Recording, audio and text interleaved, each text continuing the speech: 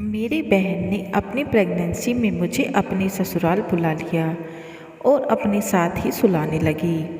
वह अपने साथ रोज़ मेरे लिए भी सोते समय दूध का गिलास ले आती और इसे पीकर मैं गहरी नींद में सो जाती। कुछ दिनों बाद मेरी तबीयत खराब रहने लगी, मेरा जी मिचलाने लगा। मेरी बहन मुझे डॉक्टर के पास ले गई और वहाँ डॉक्टर ने बताया कि मेरा नाम सलोनी है। अपने माता पिता की बस हम दो बेटियां ही थी। मेरी बहन सुनीता की शादी के वक्त मेरी उम्र करीब 16 साल की थी। हम दोनों बहनों की उम्र में ज़्यादा फर्क ना था। मैं अपनी बहन से बहुत प्यार करती थी, इसलिए उसकी विदाई के समय मेरा रो रो कर बुरा हाल हो गया। मेरे जीजा जी वरुण ने विदाई के समय मेरे पास आकर बोले, सलोनी, रोने की क्या बात है, साली तो आधी घरवाली होती है, जब भी बहन से मिलने का मन करे चली आना। उनके इस बात से मुझे तसल्ली मिली और दीदी विदा होकर ससुराल चली गई। जीजा जी जाते हुए कह गए, जब भी तुम हमारे घर आओगी मैं तुम्हें पूरा शहर घुमाऊंगा। दीदी तो विदा होकर चली गई, लेकिन मेरे दिल में अरमान जाग उठे। दीदी के ससुराल जाऊंगी और खूब मज़े करूंगी। दीदी की शादी को करीब 10 महीने हो गए, लेकिन मैं उनके ससुराल न जा सकी। दीदी और जीजा जी चक्कर लगाने आ गए। जीजा जी दिल खुश इंसान थे।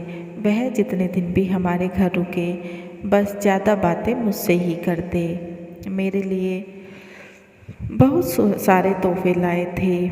मेरा कोई भाई नहीं था तो मुझे भी उनका लगाव अच्छा लगता। 10 दिन हमारे साथ बिताकर दीदी अपने ससुराल लौट गई। करीब 2 महीने बाद एक दिन दीदी का फ़ोन आया और उसने बताया कि वह प्रेग्नेंट है। यह खबर सुनते ही मम्मी पापा खुश हो गए और मौसी बनने की खुशी में मैं तो उछल गई। बहुत दिनों बाद हमारे घर में खुशियाँ आने वाली थी, लेकिन दीदी बहुत ज़्यादा परेशान थी।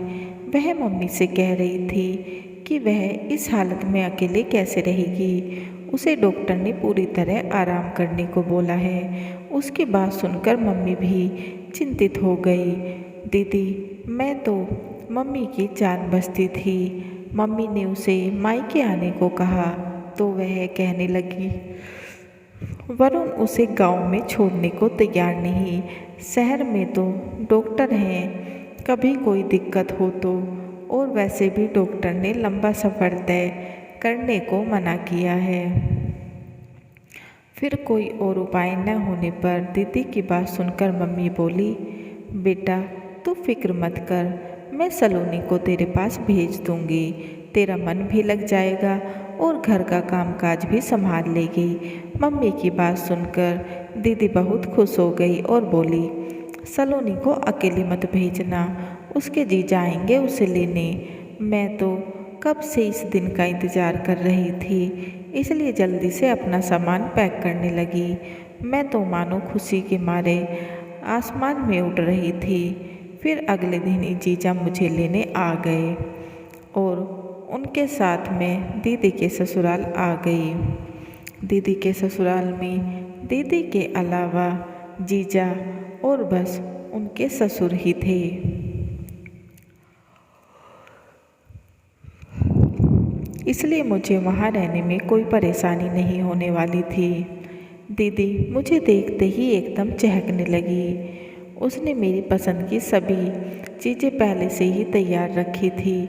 मेरे लिए अलग कमरा भी पहले से ही साफ सुंदर तैयार किया हुआ था। मैं दीदी के ससुर को मिलने उनके कमरे में गई तो उनका स्वभाव मुझे कुछ अजीब सा लगा। वह काफ़ी समय से बीमार थे तो अपने कमरे में ही लेटे रहते थे। वह मुझे देख घूरते हुए कुछ बड़बड़ाने लगे। दीदी तुरंत मुझे कमरे से बाहर खींच कर ले आई और कहने लगी, बिस्तर पर पड़े पड़े बुढ़ापे में ससुर जी सट्या गए हैं, आगे से इनके कमरे में जाने की कोई ज़रूरत नहीं। दीदी के ससुर बीमारी की वजह से शादी में भी नहीं आ पाए थे। जीजा जी का रिश्ता हमारे गांव के एक आदमी ने दीदी से कराया था और दीदी के ससुर ने से पहली बार मैं मिली थी और उन्हें देखकर एकदम सहम गई। अब मुझे दीदी के ससुराल आए कई दिन बीत गए। मैं दोबारा उनके ससुर के कमरे में नहीं गई।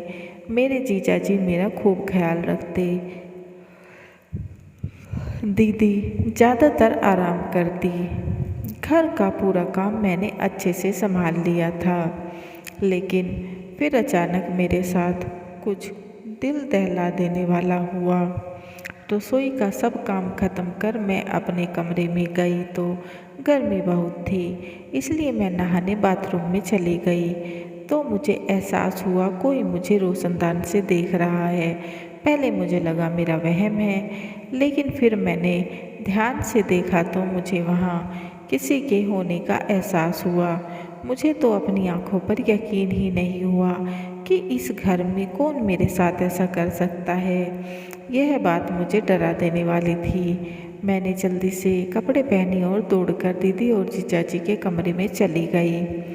वहाँ दीदी और जीजा जी एकदम करीब लेटे हुए थे। उन्हें देख तरह बिना दरवाज़ा बजाए ही अंदर आ गई। मुझे शर्मिंदगी सी महसूस हो रही थी। मुझे देख वह दोनों उठकर बैठ गए। मुझे देख जीजा कहने लगे, अंदर आ जाओ सलोनी, दरवाजे पर क्यों खड़ी रुक गई। मुझे तो कुछ समझ ही नहीं आ रहा था। मैं दीदी को बाथरूम वाली बात बता देना चाहती थी, लेकिन फिर मैंने ऐसे ही बात घुमा दी और यही पूछने आई थी, दीदी को कुछ चाहिए तो नहीं। इस पर दीदी बोली, तुम जाकर सो जाओ, अब अगर कुछ ज़रूरत होगी तो तुम्हारे जीजा कर लेंगे। मैं डरे हुए कदमों से अपने कमरे की तरफ जाने लगी तो अचानक मेरी नज़र दीदी के ससुर जी पर पड़ी, जो बाहर से आकर अपने कमरे की तरफ जा रहे थे। मुझे अजीब सी नज़रों से देखते हुए कहने लगे, तुम बहुत सुंदर और सीधी हो, किसी पर भी अंधा भरोसा मत करना, अपना ख्याल रखा करो। मुझे उनकी बातों पर बहुत गुस्सा आया। मुझे अपने कानों पर यकीन नहीं हो रहा था कि वह मुझसे ऐसी बातें कैसे कर सकते हैं। मैंने तुरंत अपने कमरे में चली गई और डर के कारण रात भर सो नहीं पाई। दीदी ने तो बताया था कि ससुर तो बीमारी के कारण कमरे से निकलते ही नहीं। फिर आज वह बाहर गार्डन में क्या कर रहे थे, यह बात मुझे बेचैन कर रही थी। बाथरूम की खिड़की पर कोई था या नहीं, क्या वह दीदी के ससुर ही थे। इस ख्याल ने मुझे रात भर सोने नहीं दिया। अगली सुबह नौकरी पर जाते समय जीजा बोले, सलोनी शाम को तैयार रहना, मैं तुम्हें घुमाने लेकर जाऊंगा। और जाते जाते मेरी कमर पर हाथ फेर दिया। उनका ऐसा करना मुझे अजीब लगा। दीदी भी वहीं खड़ी थी। तब दीदी बोली, वरुण तुम्हें बहुत प्यार करते हैं, उनका ध्यान रखा करो। अब इस हालत में मैं तो रख नहीं पाती। मैंने दीदी से कहा, आप बिल्कुल परेशान ना हो, मैं जीजा जी का पूरा ध्यान रखूँगी। और शाम को अच्छे से तैयार हो गई और जीजा के साथ बाहर घूमने चली गई। वापस आकर मैं बहुत खुश थी, लेकिन मुझे क्या पता था यह खुशी बस छोटी सी है। उसी रात किसी ने मुझे पीछे से जोरदार धक्का मारा। मेरी तो डर के मारे चीख निकल गई। घर में बहुत अंधेरा था।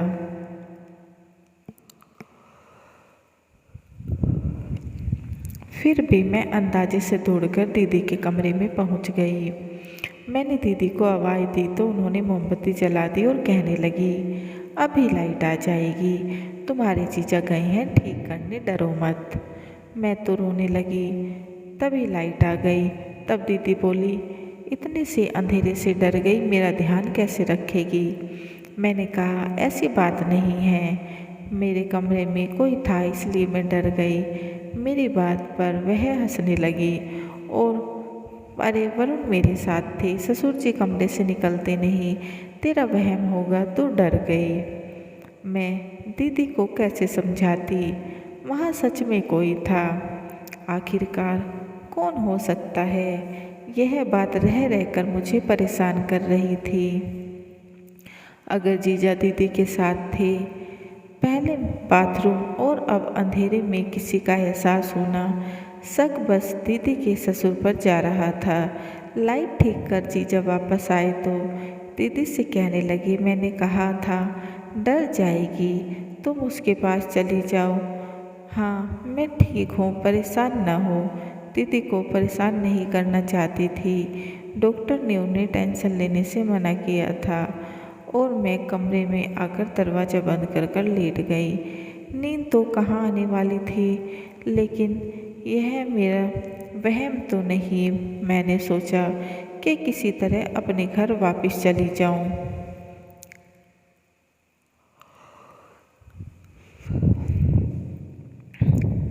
यहाँ कोई तो है जो मेरे अकेलेपन का फ़ायदा उठाना चाहता है।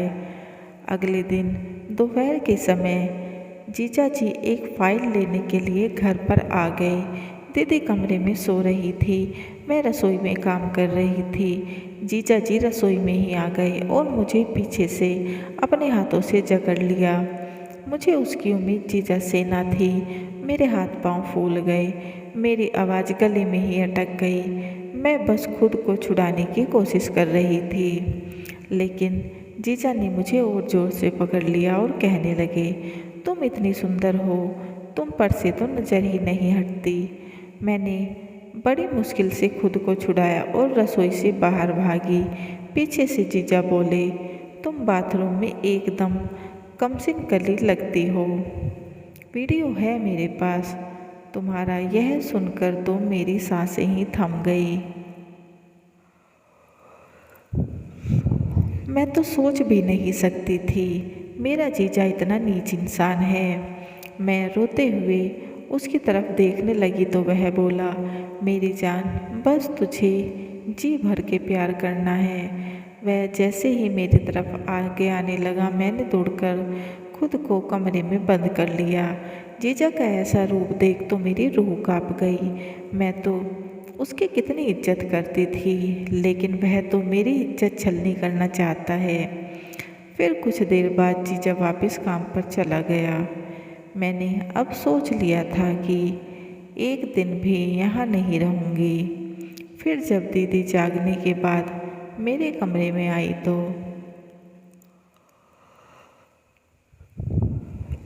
मुझे रोता देख कर बोली, क्या हुआ?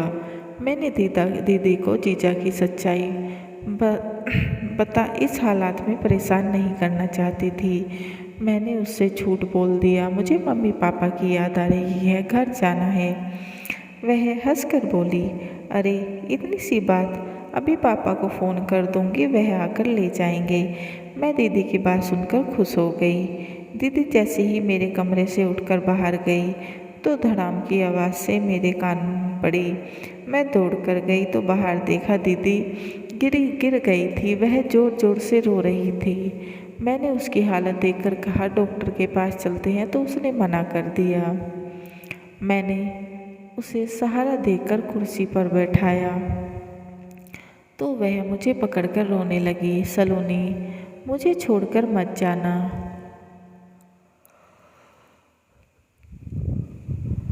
आज तुम थी तो देख लिया, बाद में कौन मेरा ध्यान रखेगा? मेरे बच्चे को कुछ हो गया तो मैं दीदी की इस हाल को नहीं देख पाई और कुछ दिन रुकने का मन बना लिया और दीदी से कह दिया, परेशान ना हो, मैं आपके पास ही हूँ। मेरी बात सुनकर दीदी बहुत खुश हो गई। शाम को जीजा वापस आए तो दीदी ने उन्हें अपने गिरने की बात बताई। वह मुझसे बोले, दीदी के लिए गर्म दूध ले आओ। मैं दूध लेने रसोई आ गई। पीछे से जीजा भी वहाँ आ गए और मुझे बाहों में भर मेरे साथ जोर ज़बरदस्ती करने लगे।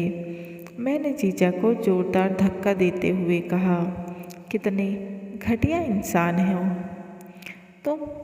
तुम्हारी बीवी की तबीयत खराब है और तुम यहाँ मेरे साथ यह सब कर रही हो। लेकिन उस पर मेरी बातों का कोई असर नहीं हुआ और वह मुझे और जोर से के साथ अपनी बाहों में लेने लगा। मैं चिल्लाने लगी तो मेरी आवाज़ सुनकर दीदी वहाँ आ गई। मैं इस कदर डरी थी कि बिना दीदी की तबीयत का सोचे उन्हें सब कुछ बता दिया। दीदी ने मेरी तरफ से नज़रें घुमाते हुए जीजा से कहा, अरे कैसे आदमी हो तुम? एक लड़की नहीं संभाली जा रही, कब से तुम्हें घुमा रही है? दीदी की बात सुनकर तो मेरे सर पर आसमान टूट पड़ा। मैंने अपनी बहन से बड़ी मासूमियत से पूछा, ये क्या कह रही है? वह मुझे पकड़ सीधा कमरे में ले गई।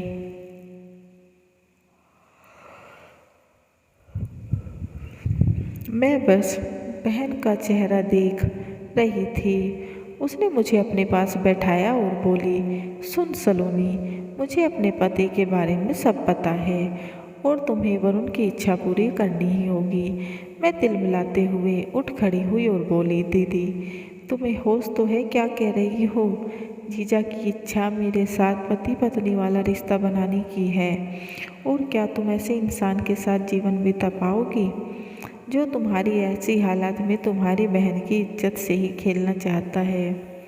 तब दीदी बोली, तुम्हें वरुण के साथ संबंध बनाने ही होंगे, नहीं तो वह कभी पिता नहीं बन पाएगा।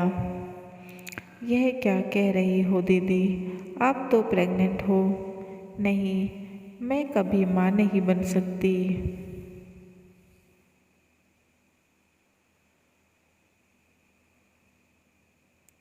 और वरुण को अपना ही बच्चा चाहिए, इसलिए तो तुम्हें यहाँ बुलाया ताकि हमें एक बच्चा दे सको।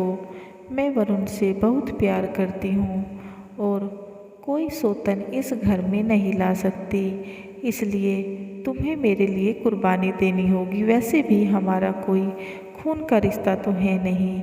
मैं तो अभी तक जीजा को घटिया समझ रही थी, लेकिन यहाँ तो मेरी बहन ही दुश्मन निकली जो अपने मतलब के लिए अपनी बहन का जीवन दांव पर लगा रही है। अपनी बहन के सामने अपनी इज्जत की भीख मांगने लगी, मुझे वापस भेज दे। लेकिन वह तो मुझे जीजा के साथ ज़बरदस्ती कमरे में बंद करने लगी और मुझे धमकी दी, अगर मैंने उसकी बात नहीं मानी तो वरुण उसके साथ ज़बरदस्ती करेंगे। वह मुझे अंदर धकेलने लगी। मैं चिल्लाने लगी। उसके ससुर कमरे से बाहर आ गए और मुझे उन दोनों से छुड़ाकर कहा कि अगर इसके साथ ज़बरदस्ती की तो अभी पूरा मोहल्ला इकट्ठा कर देंगे। दीदी और जीजा उनसे भी बदतमीजी करने लगे, लेकिन वह अड़े रहे और मुझे अपने कमरे में ले गए और मुझसे कहा कि मैं तो इनकी हकीकत पहले से ही जानता था, लेकिन तेरी बहन के खिलाफ कुछ भी कहता तो तू विश्वास नहीं करती। अब सच तेरे सामने है, यह दोनों इंसान कहने लायक नहीं हैं। अब तू अपने घर चली जा। उसने उनके फ़ोन से ही अपने पापा को फ़ोन कर सब सच बता दिया और वह तुरंत मुझे लेने आ गए और मेरे मम्मी पापा ने दीदी को हमेशा के लिए त्याग दिया। कहानी कैसी लगी कमेंट बॉक्स में ज़रूर बताएं। चैनल को लाइक एंड सब्सक्राइब करना ना भूलें एंड बेल आइकन को ज़रूर दबाएं ताकि ऐसी ही अच्छी कहानियों के नोटिफिकेशन आपको मिलते रहें। And please guys support my channel. समाप्त।